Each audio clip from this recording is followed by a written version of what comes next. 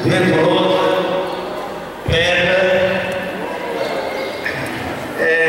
Chucuru. Será o ano passado você não falou Chucuru, tá certo? Chucuru, né? São Sebastião do Cruzeiro, São João do Tigre, não foi mais Correntes, já falei. Custódia, né, Buenos Aires, Água Branca, Manaíra, Carnaíba, Tavares, acho que tem Tavares, não vem alguém Tavares aí? Nem Tavares nem Princesa, né? Sanharó, enfim, todo mundo, né? A Lagoinha, tem alguém na Lagoinha também, não sei se tem o pessoal da Lagoinha também, Poção, tem alguém de Poção? Bom, sejam todos muito bem-vindos, tá? Se eu esqueci algum, me perdoe.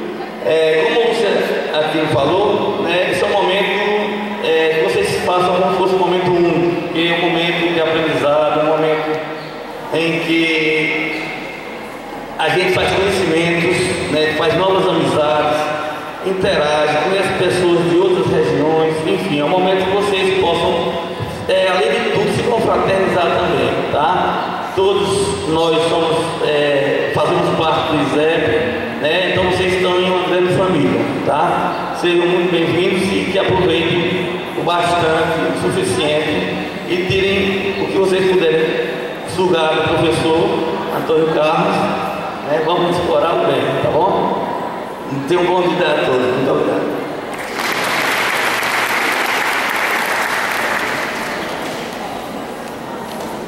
Bom dia, pessoal. Para quem ainda não me conhece, meu nome é Bartolomeu Cavalcante, eu sou diretor pedagógico e professor aqui do ISEP. Hoje, né, nós vamos ter, agora pela manhã, a palestra do professor Antônio Carlos Xavier, né? À tarde, nós vamos dar continuidade à nossa jornada pedagógica com os minicursos que acontecerão a partir das 14 horas lá no prédio do ISEP. Então, os minicursos ocorrerão lá no prédio do ISEP. E vamos dar início aqui à palestra, todo mundo está aqui na expectativa. O professor Antônio Carlos Xavier já nos deu a honra de, numa outra jornada, comparecer aqui, você foi o palestrante e ficou com aquele gostinho de quero mais, daí se justificar a presença dele novamente aqui nessa 10ª jornada. Então, Antônio Carlos Xavier é professor titular de Linguística da Universidade Federal de Pernambuco, autor, né, de diversos livros, inclusive alguns títulos deles estão aqui à venda. Eu acredito que 2 títulos, não é isso? 2 títulos, um sobre produção de texto e outro sobre metodologia da pesquisa científica. E para a gente não se alongar bastante, convido o professor Antônio Carlos Xavier para fazer a apresentação dele. Obrigado, professor.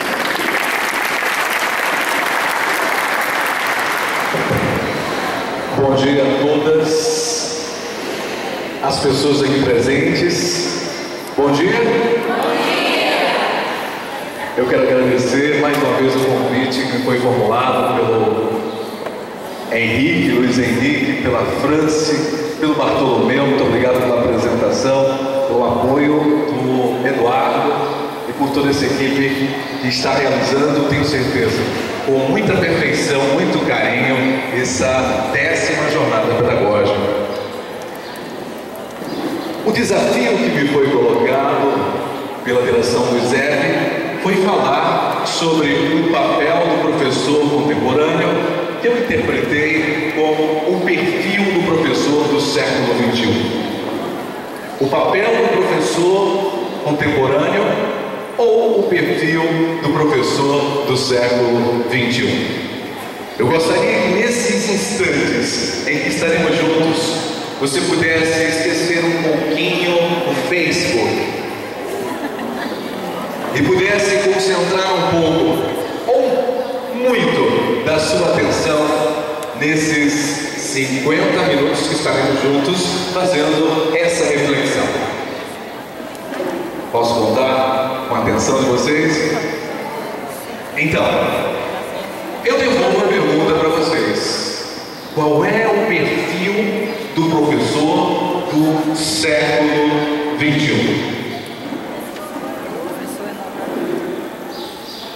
O que é que vocês acham de qual deve ser o perfil do professor do século XXI?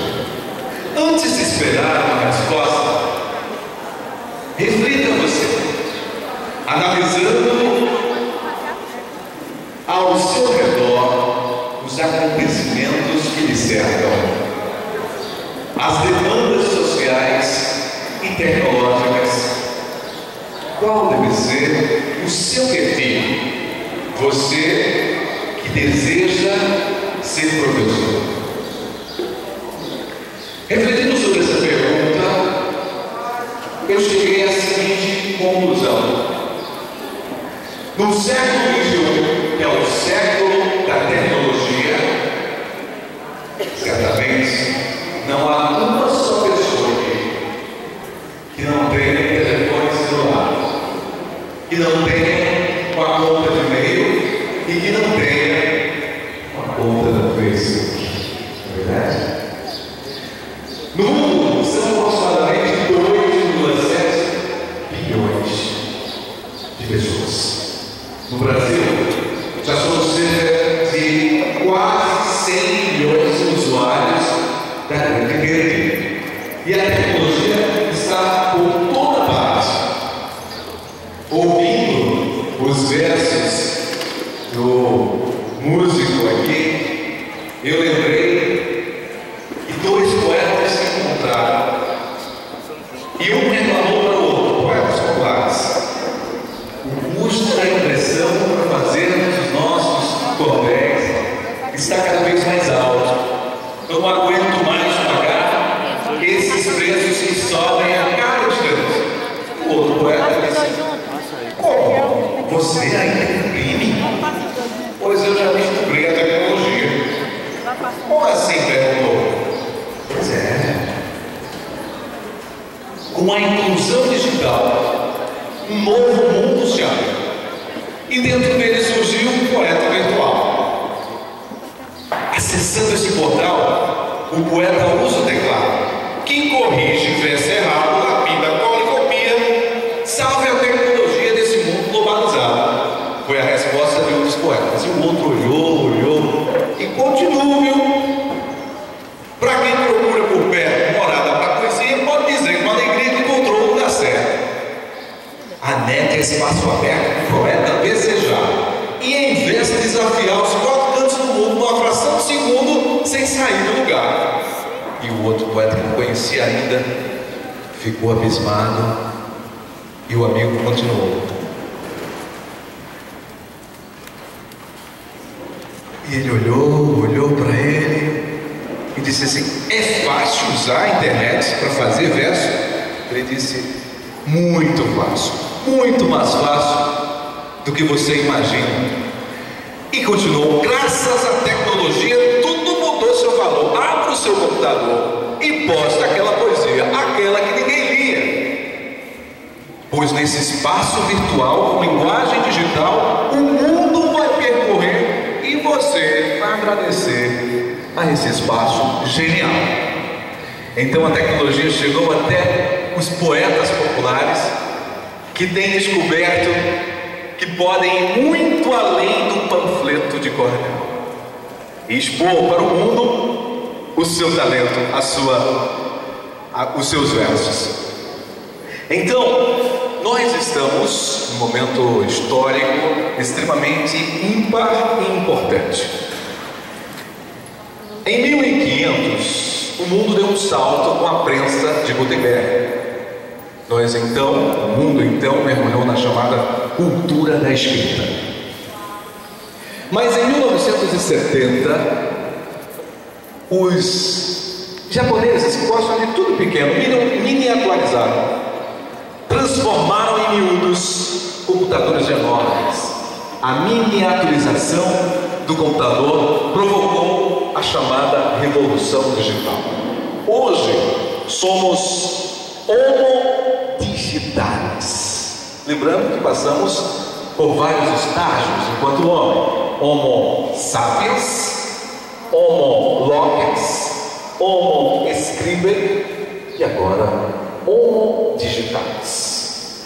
E essa geração que vão estar chegando às nossas salas de aula enquanto somos professores, é uma geração que já nasce mais ou menos assim.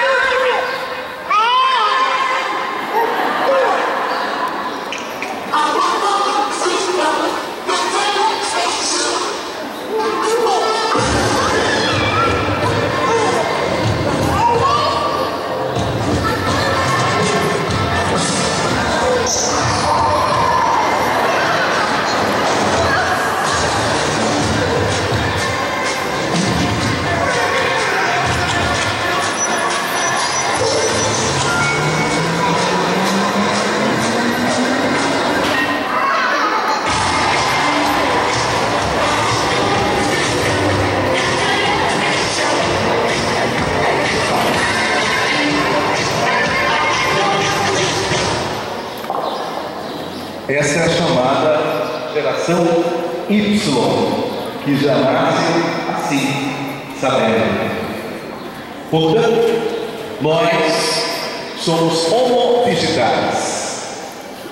Para responder a pergunta qual o perfil do professor do século XXI ou qualquer professor contemporâneo, eu fui buscar nessa pesquisa chamada Juventude Conectada. Essa pesquisa acaba de sair do forno, foi comentada pela Telefonia e teve o apoio do IBOP, da Fundação Paulo Dinheiro e da Escola Futuro da USP. Portanto, é uma pesquisa séria.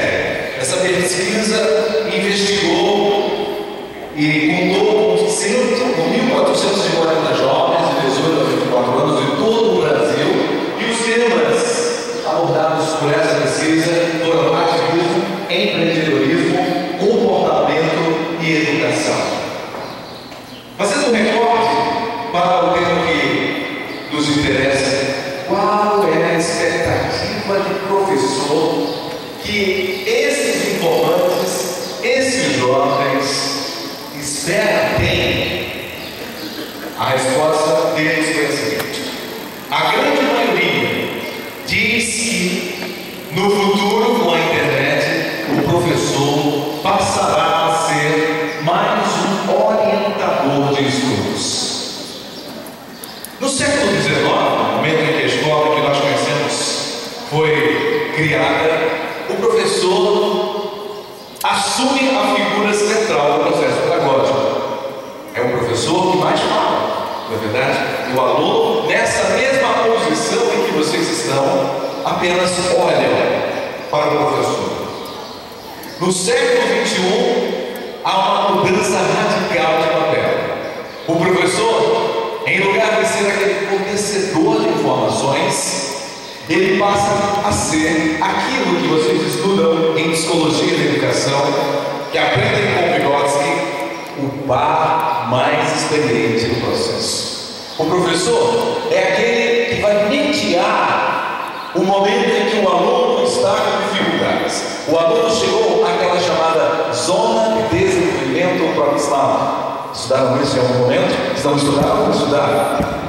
Aí entra o papel do professor, fazendo a mediação, fazendo a ponte, fazendo a articulação entre o aluno e o conhecimento. Chegamos então ao século XXI, com a expectativa de que os professores não sejam mais stand-up. Já ouviram esse novo tipo de humor? Em que alguém de cara limpa vem à frente, um microfone, e começa a contar uma série de situações engraçadas, mas a diferença entre o professor e o comediante do stand-up comedy, é que muitas vezes as nossas aulas não tem graça nenhuma. Imagine o aluno ter que suportar um professor stand-up 50 minutos, depois vem outro e vem outro. E ainda nós queremos, enquanto professores, que os alunos tenham paciência conosco. A situação de passividade do aluno não é muito estimulante, não é verdade? Mas o aluno contemporâneo tem a expectativa de que seus professores sejam orientadores, articuladores do conhecimento. Portanto, a minha resposta à pergunta qual o papel do professor do século XXI foi dada pelos que responderam a essa pergunta na pesquisa Juventude Conectada. Os alunos esperam que os seus professores sejam orientadores de estudo, articuladores do conhecimento, e não fornecedores de informações, como se só ele soubesse. Essa minha fala poderia acabar por aqui, mas você sairia com muitas dúvidas. Mas qual é mesmo? Ou como é mesmo um professor orientador? E eu então começo a falar agora sobre as 7 competências do professor orientador. Ora, um professor orientador, articulador, mediador do conhecimento para com o aluno é um professor que tem essas 7 competências. Competência 1: insatisfação positiva. Insatisfação positiva. Competência 2: humildade pedagógica. Humildade pedagógica. Competência 3: coragem empreendedora. Coragem empreendedora. Competência 4: desejo de aprender. Desejo de aprender. Competência 5: motivação racional. Motivação racional. Competência 6: inteligência emocional. Inteligência emocional. E competência 7: paixão pela docência. Paixão pela docência. Mas agora eu quero refletir sobre cada uma dessas 7 competências. Eu vou repetir. Essas 7 competências, à medida que vou detalhando cada uma delas. O que seria então uma insatisfação positiva?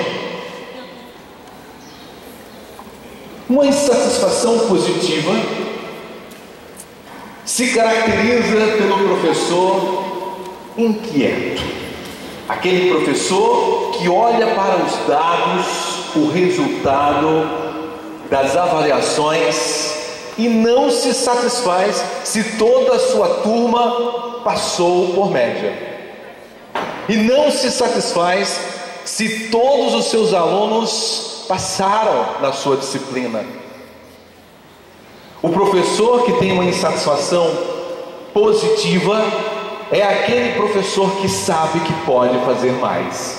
É aquele professor que procura a ocasião para produzir uma atividade que leve o aluno a consolidar certos conhecimentos. É aquele professor que não espera que o coordenador do curso crie uma discussão, um debate em torno de um tema que emergiu na sociedade, mas ele, insatisfeito com a inércia dos alunos, ou a inércia, a passividade, a inoperância dos seus coordenadores e diretores, chega com proposta de atividade diferente para movimentar o seu espaço pedagógico. É aquele que está o tempo todo maquinando o bem para a escola. É aquele que não para quieto.